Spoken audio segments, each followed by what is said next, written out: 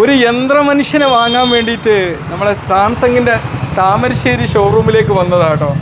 Content ക്രിയേഷന് നമ്മളൊരു പാഷനാണ്. എന്താ ചെയ്യുക, ഈ ആർട്ടിഫിഷ്യൽ ഇൻ്റലിജൻസിൻ്റെ ഒരു കാലഘട്ടത്തിൽ നമ്മൾ ഏറ്റവും വലിയൊരു അസിസ്റ്റൻ്റ് റോബോട്ടിനെ പോലെ എപ്പോഴും നമ്മളെ കൂടെ ആർട്ടിഫിഷ്യൽ ഇൻ്റലിജൻസ് ഉണ്ട്.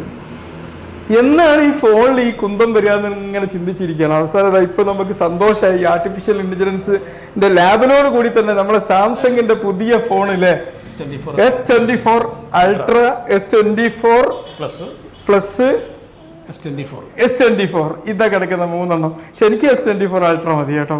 കാരണം എനിക്ക് ഈ പെന്നൂടിയും വേണം. പെന്നുണ്ടാകുമ്പോൾ കാരണം ഞാൻ പറയാറുണ്ട്, ഇതാ ഞാനൊരു ഐഫോൺ വിരോധിയൊന്നുമല്ല. എൻ്റെ കയ്യിൽ S23 അൾട്ര ഉണ്ട്, ഐഫോണും ഉണ്ട്. പക്ഷേ ഈ ഐഫോൺ കൊണ്ട് എനിക്ക് പ്രത്യേകിച്ച് ഗുണമൊന്നുമില്ല കേട്ടോ.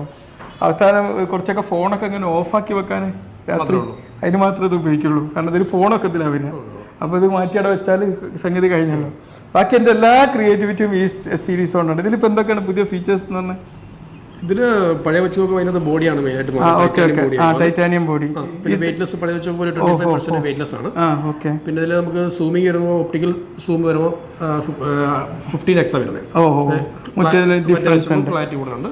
പിന്നെ വരുമ്പോൾ പ്രൊസസർ മെയിനായിട്ട് ഹൈലൈറ്റ് ചെയ്യുമ്പോൾ H2 ആയിരുന്നു പഴയത്, H3 ആയി. ബാറ്ററി ബാക്കപ്പ് കാര്യങ്ങൾ കുറച്ച്. പിന്നെ ഇതിലിപ്പോൾ നമുക്ക് പല ഭാഷകളിലേക്ക് ഓട്ടോമാറ്റിക്കായി മാറ്റി തരുന്നു. ചൈനീസിലേക്ക് സംസാരിക്കുന്നെങ്കിൽ നമ്മൾ മലയാളം അപ്ഡേറ്റ് ആയിട്ടില്ല. അപ്പോൾ ഇവിടെ ഉള്ള ഒരു ബിസിനസ്സുകാരന് ചൈനയിൽ നിന്ന് ഒരു പ്രൊഡക്റ്റ് വാങ്ങണമെങ്കിൽ ഇവിടുന്ന് മലയാളത്തിൽ സംസാരിച്ചാൽ അവരെ ചെവിയിലേക്ക് ഇത് ചൈനയിൽ എത്തിച്ചു കൊടുക്കും. മലയാളത്തിലേക്കും കൂടെ അല്ല സമാധാനം ആവുമായിരിക്കും അല്ലേ?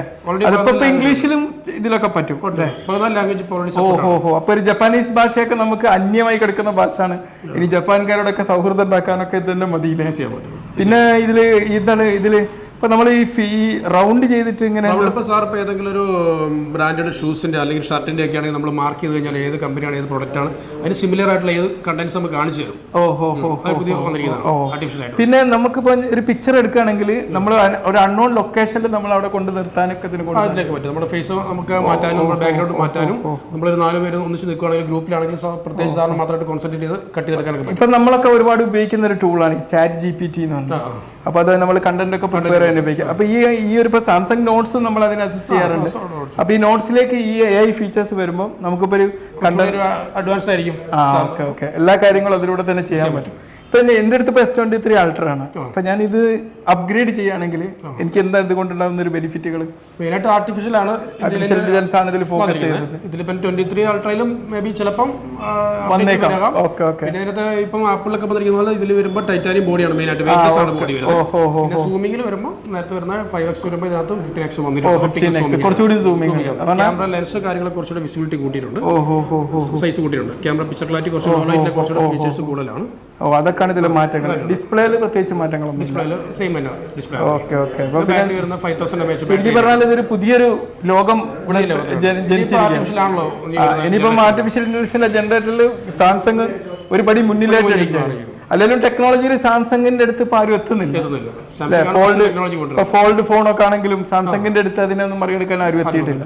ശരിക്കും പറഞ്ഞാൽ ഈ ഒരു ഇന്നോവേഷന് സാംസങ് വല്ലാണ്ട് ഇൻവെസ്റ്റ് ചെയ്യുന്നുണ്ട്. പുതിയ ടെക്നോളജി ഫുൾ സാംസങ്ങിന്റെ ട്രൈ ചെയ്തോളൂ. ഓക്കെ. അപ്പൊ തീർച്ചയായും നമ്മുടെ ലൈഫിൽ ഏറ്റവും നമ്മുടെ ഫോൺ എന്ന് പറഞ്ഞാൽ നമ്മളെ രാജാവാവരുത്. ഫോണ് നമ്മുടെ ഒരു നല്ല വേലക്കാരനാണ്. ഫോണിനെ കൊണ്ട് പണിയെടുപ്പിക്കണം. അതാണ് ഞാൻ ചെയ്യാറുള്ളത്. ഞാൻ പറയാറുണ്ട് 1000 ചില്ലാനം കണ്ടന്റ്സ് ഞാൻ യൂട്യൂബിൽ ഇട്ടിട്ടുണ്ട്. ഒരു പക്ഷേ കേരളത്തിലെ റെക്കോർഡാണ്. ഈ കണ്ടന്റ്സ് ഒക്കെ ഇടുമ്പം എനിക്ക് ഇത്രയും തിരക്ക് പിടിച്ച ഒരു പ്രാക്ടീസിനിടയിലൂടെ ഞാൻ എങ്ങനെ ഇടുന്നു എന്നൊരു ചോദ്യം എല്ലാവരും ചോദിക്കാറുണ്ട്. തീർച്ചയായിട്ടും നമ്മൾ ടെക്നോളജിയെ നമ്മൾ അസിസ്റ്റൻ്റ് ആക്കി കഴിഞ്ഞാൽ, ടെക്നോളജിയെ നമ്മളെപ്പോഴും നമ്മളൊരു സെർവൻ്റ് ആക്കി കഴിഞ്ഞാൽ തീർച്ചയായിട്ടും നമുക്ക് എല്ലാത്തിനും സമയം ഉണ്ടാവും. അതേസമയം ടെക്നോളജിയുടെ ഫാൻ ആയി കഴിഞ്ഞാൽ പോയി കാര്യം. എൻ്റെ ഫോണിൽ ഞാൻ ഗെയിം ഇതുവരെ ഇടാറില്ല. കാരണം ഗെയിം എനിക്ക് യൂസ്ഫുൾ അല്ല. കാരണം എൻ്റെ ടൈം വേസ്റ്റ് ആയതൊക്കെ അല്ലേ. പക്ഷെ ഗെയിം കളിക്കുന്നതിന് നല്ല ഫെസിലിറ്റീസ് ഉണ്ടല്ലോ. സപ്പോർട്ട് അല്ല, ഗെയിം കളിക്കണ്ടെന്നല്ല ഞാൻ പറയുന്നത്. പെന്നിൽ എന്താണ് അപ്ഡേറ്റ് വന്നിരിക്കുന്നത്? കുറച്ചുകൂടി തിന്നാണ് പെന്ന്, കുറച്ചുകൂടി.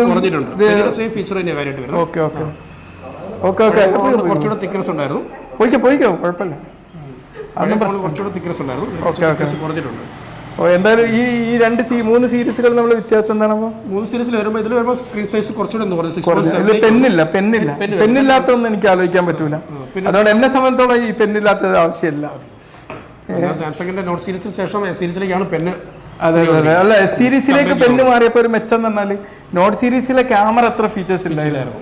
എസ് സീരീസിൽ ക്യാമറ അടിപൊളിയാണ്. നോട്ട് സീരീസിലെ പെന്നുകൂടെ കമ്പയർ ചെയ്ത് ഇറങ്ങിയ മോഡലാണ്. യെസ് എനിവേ ഞാൻ പറഞ്ഞല്ലോ, നമ്മൾ ടെക്നോളജിയെ മാക്സിമം നമ്മൾ യൂട്ടിലിറ്റി ആയിട്ട് ഉപയോഗിച്ച് കഴിഞ്ഞാൽ നമ്മുടെ ലൈഫിൽ, അതുകൊണ്ടാണ് ഞാൻ ഈ സാംസങ്ങിൻ്റെ ഈ പെൻ സീരീസ് മാത്രമേ ഞാൻ റിവ്യൂ ഇടാറുള്ളൂ. നമ്മളൊരു മെഡിക്കൽ ആൻഡ് ഇൻഫോർമേറ്റീവ് ചാനലായിട്ട് പോലും ഇത് ഞാനിട്ട് നിന്നു പറയും. ഇതുകൊണ്ട് നമുക്ക് ഒരുപാട് ഉപകാരമുണ്ട്.